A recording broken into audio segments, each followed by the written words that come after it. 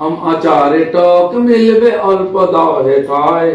এরপরে টকটকা টক কানে চমচে নাড়া নাড়ি তৈরি আমাদের ঝাল মুড়ি হ্যাঁ মন ভরে খান ঝাল মুড়ি ঝালমুড়ি ঝালমুড়ি ঝালমুড়ি মুড়ি ঝাল মুড়ি জিভে জল আনে ঝাল মুড়ি